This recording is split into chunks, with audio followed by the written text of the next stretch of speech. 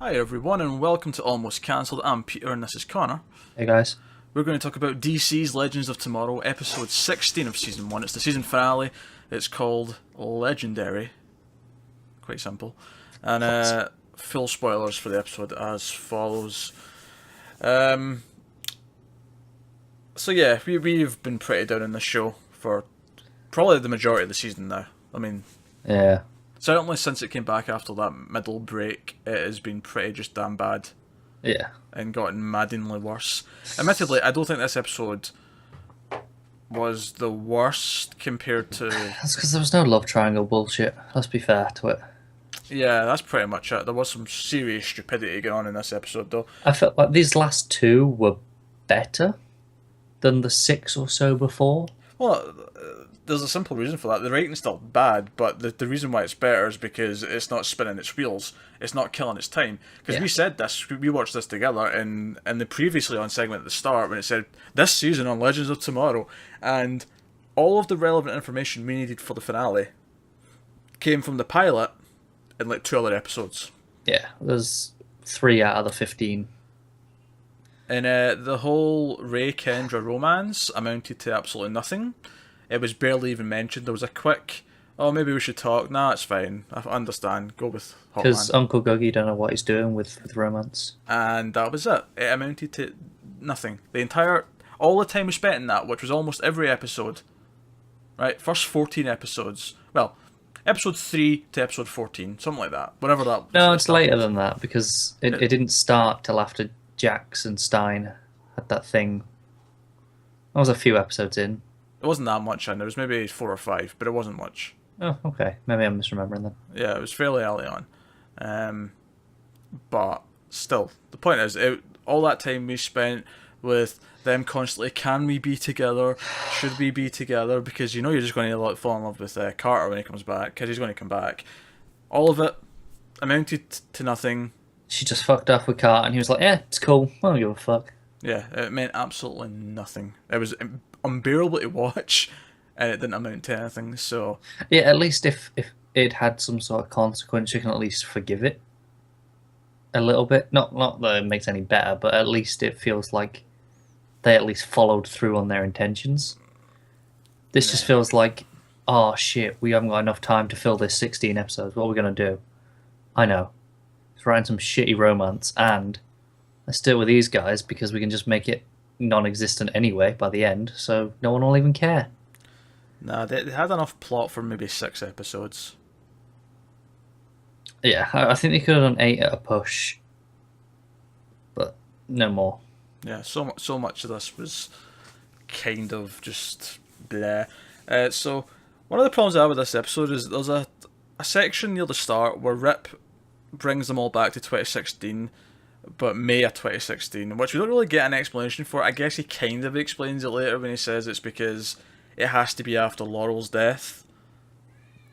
Yeah, Because if he brought her back before then the whole family would die. Bleh. because reasons that he knows, but no one else does. Yeah, no one else does, so that's the thing. But I don't know how he even checked this out because he can't check the timeline anymore. No, not anymore, he can't. No, you're right. But, so we have this section where everyone's back in 2016 and they're all kind of get up to their old lives. And but by the way, Sarah finds out about her sister. And the one scene that did make us laugh, because if you watch Arrow, and you probably do if you watch Legends, last night's episode of Arrow, he was left in the base, in the bunker, and because Felicity had to run off and do something with other people, as he sort of took the chair at the computer, and sort of was like, okay, well, I'll be on comms if anyone needs anything.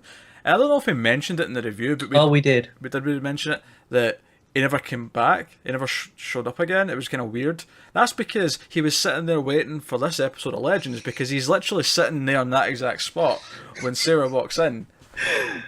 Oh my god, it cracked me up so much. Now, admittedly, there is time travel involved. He could have been sitting there for like 5 minutes, tops.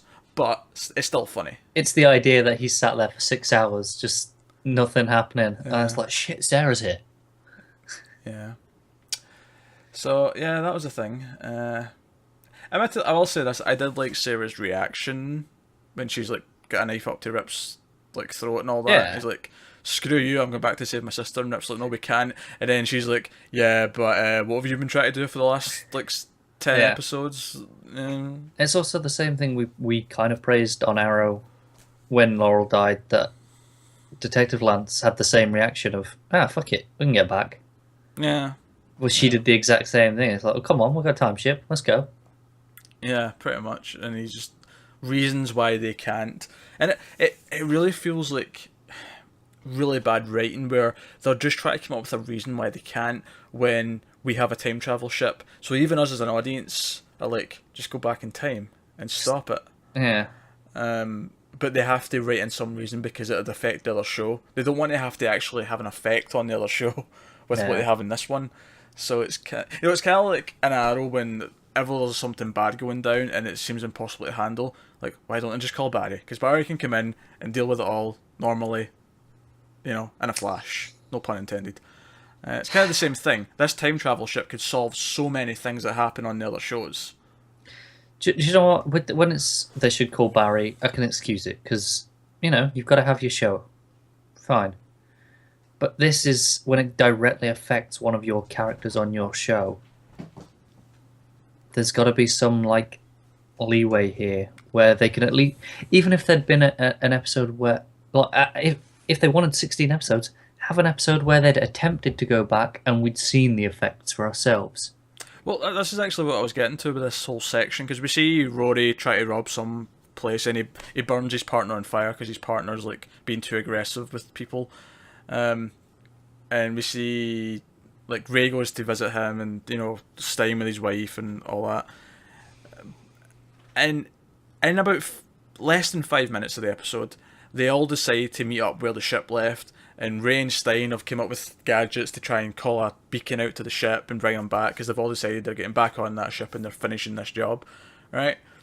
And I'm like, that's an episode. That's a whole episode. If you'd have done this for the second last episode and have it end with them all coming into the decision and actually have arcs with them all in present day, realising why they have to finish this. I mean, it would have been so Rory especially, I feel, would have been interesting. The way that he was getting a partner and trying to make a new Cold, he was giving him the gun and treating him the same way. I was like, that would have been really interesting to actually see properly, I think. Because I feel like that decision to get back in that ship, to want to actually force Rip back, to go back on the mission, could actually be a really big decision. Why do they make that decision? That's an entire episode. That's an entire arc for every single one of those characters. And instead, this does it in 3 minutes. Also, I'm really confused as to how much time passed, because it kind of feels like they came back the next morning, because they all came back, but then it feels like Rory was off stealing for weeks, Stein was talking to his wife for weeks, but Sarah was minutes talking to Lance and then came back. I don't know how long that was. I have no idea. Yeah, with Sarah it has to be the next day or 2 days later, if that. But everyone else feels like it was weeks. Not everyone. Jax didn't have anything, so he could do All right, no, not Jax, but Stein and Rory particularly. And Ray by extension. I guess. I don't know, maybe Rory just went to a bar and found some idiot. Yeah, but Stein specifically, with his wife, they're specifically saying, oh, since you've been back, you've been... Well, that's why I commented and said it's weird that she said that, because I think it's been a day. Yeah. And I still think it's been a day. Everything else feels like a day. It's just that line, those lines from his wife feel like it's been weeks and weeks, but it doesn't jive with anything else. So, but anyway, so they get back in the ship to go on their mission, and Vandal Savage has one of the most ridiculous fucking plans that I've ever heard, and it's all just made up. Oh, hang on. Before we even get to that, we haven't done the other stupid new time travel rule for no reason yet. Oh yeah, the travelling helmet. Yeah. Yeah, the soldier's helmet, which Kendra in 1944 puts a note in, because she knows that it's going to be in Rip's possession in the future, at some point. We then cut to them in the ship in present day, and Jackson miraculously just knocks it over. Of course he does. It's been sitting there all season. Oh no, it hasn't called. No, I'm getting to that. But at this point, we're watching this, and it's like, this is fucking stupid. This has been here the whole time.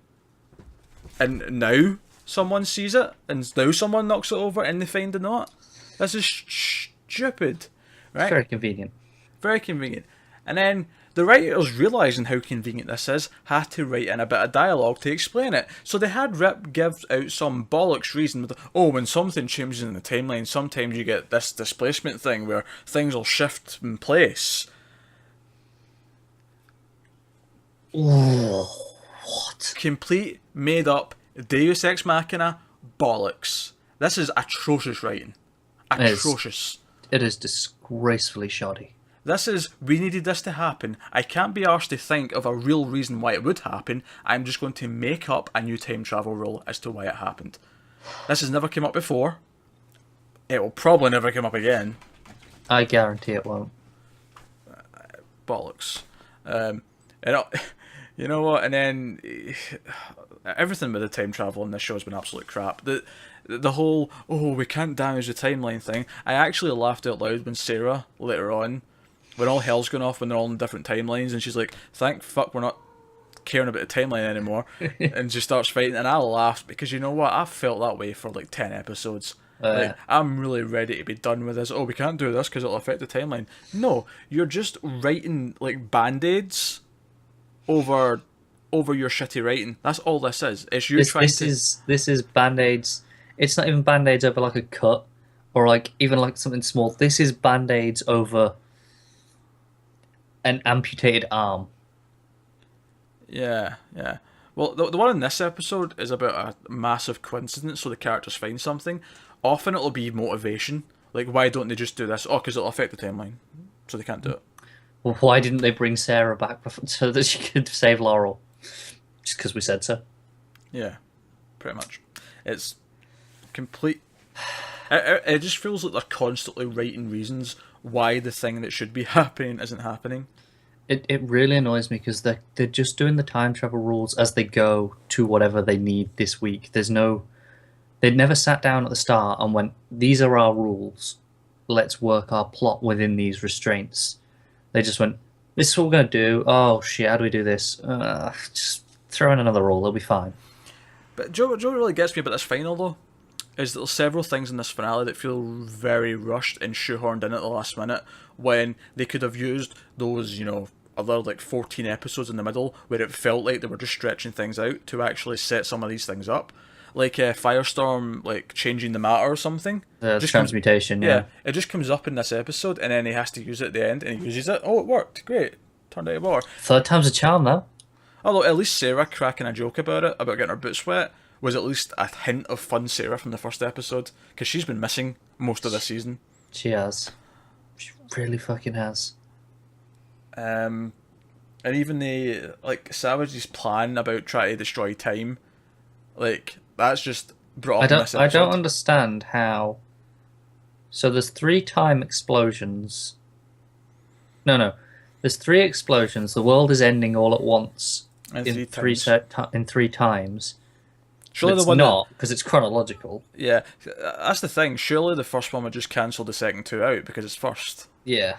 And then, even ignoring that for a second, which is, a pretty big thing to ignore, but... So, they can't all blow up at the same time. We can't all blow up here and here, so we'll just go to when the first time thing was? What?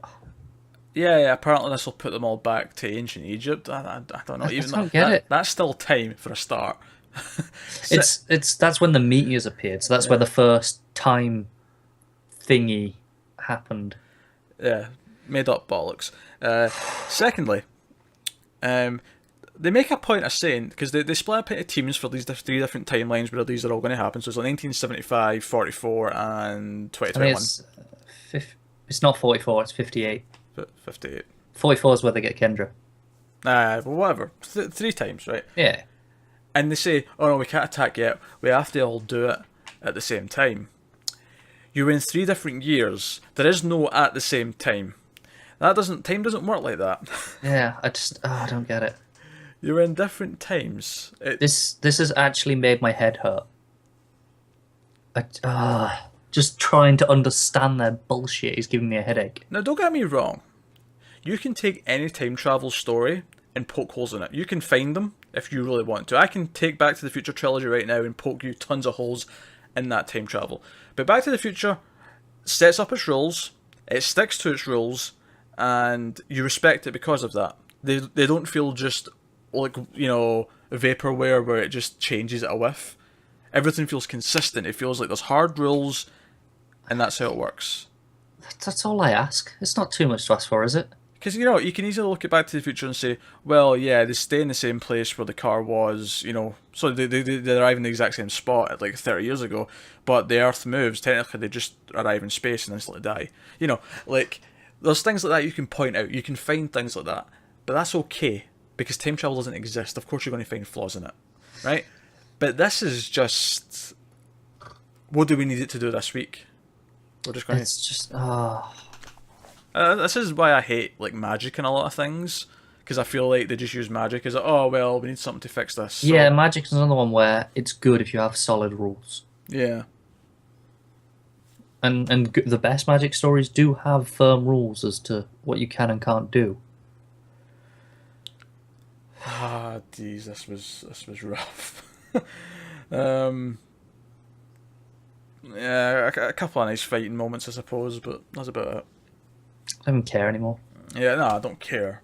Even the nice fighting isn't. It's not even enough to make me look at it and go, "Oh, that looks good." I just don't care anymore. So after everything goes down, Rip's whole thing where he almost dies and he sees a vision of his wife and all that. I mean, we're just kind of glossing over that because we don't really care. Oh no! Actually, at that point, he fucks off to kamikaze into the sun, leaving them all in 2021 completely stranded. No, and then he comes back to rescue them, sure, but they make no mention of the fact that he left them in 2021. Like, yeah, had he died, which he might have, no one even considered. Hang on, he's left us in the future with no way of getting back. I'll tell you what I liked about that whole thing though. Go on. I liked the idea that Gideon was like, I'm not ready to die, bitch. Right? Let's pull a U-turn. I like that. I don't know why, but I like that. No, I did as well. I feel Gideon has been very often resorted to just a plot device as to we need information. But there's every so often where she has personality. No. Sometimes she has more of a personality than some of the human characters, let's be honest. Yes, exactly.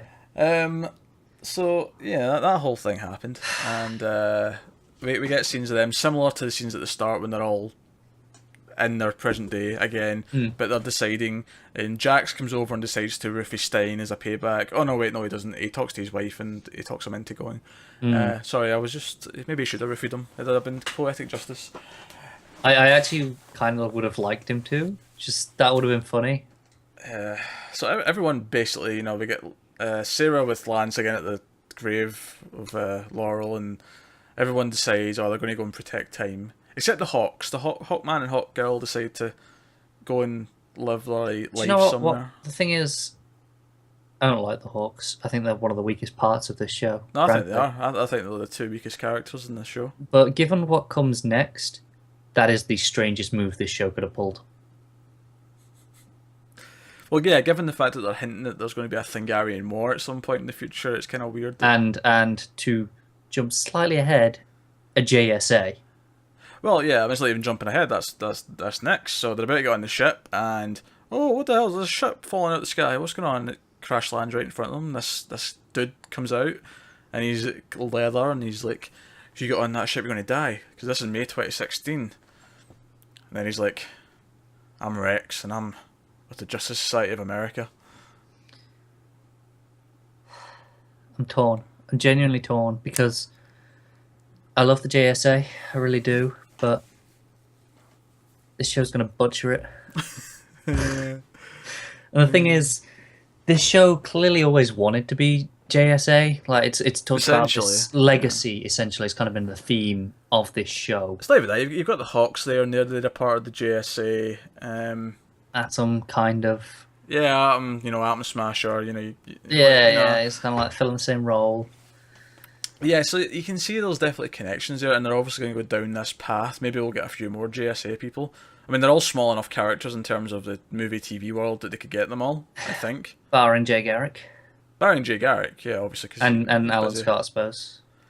Oh, to be fair, like, Yeah, technically there should be a real Jay Garrick somewhere who's that's good. true. So they could bring him up on this. Yeah, Alan Scott though. Alan Scott's a bit weirder because obviously we don't have a Green Lantern yet somewhere, but But he doesn't play by the traditional, like typical Green Lantern rules. nah, because it's more magic-y, magic-y, isn't it? yeah. I don't know, but I tell you who I would like. Maybe not in this show because they'll probably butcher it, but